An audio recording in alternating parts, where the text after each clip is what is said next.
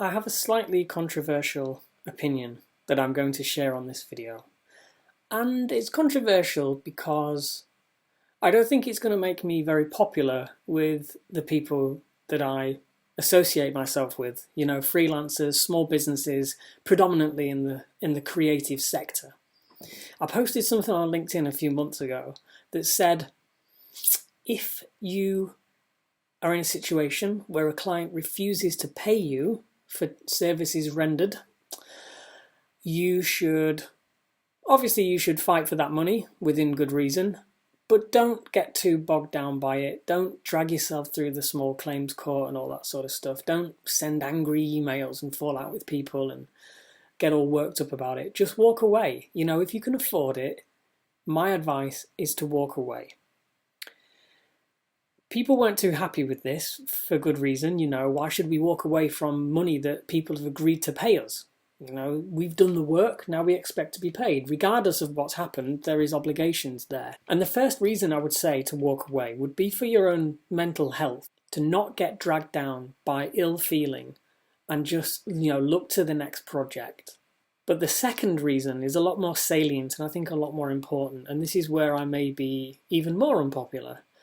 And that would be because I think that if a client is refusing to pay you, in almost all circumstances, the onus, the fault, if you like, is probably on you.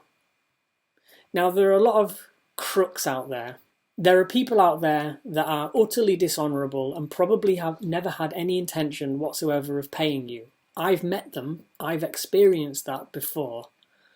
Even in those circumstances, could I have done more diligence? Could I have been a little bit more assertive in the way I handled that project from the start? Did I ignore the warning signs and the red flags? I can't help but look back at those kind of projects, and thankfully, right now I can only think of one where this has happened. I have to hold myself responsible in some way for that situation panning out as it did. So whenever you face a situation where you're not getting paid what you are owed, first of all, I would say take a deep breath, and if you can afford to, I would say let it go.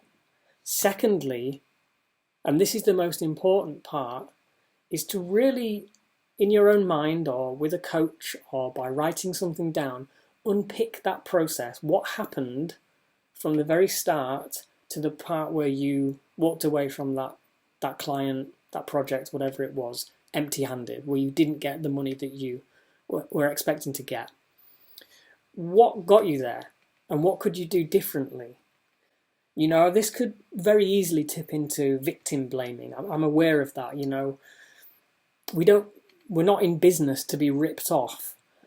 And when I say that you should hold yourself responsible, I'm not saying that you deserve that, but I am saying that there is a fault somewhere along the way that you have at least contributed to, that you could really probably do well to analyse and work out what the problem was there and what happened, and then avoid it in the future.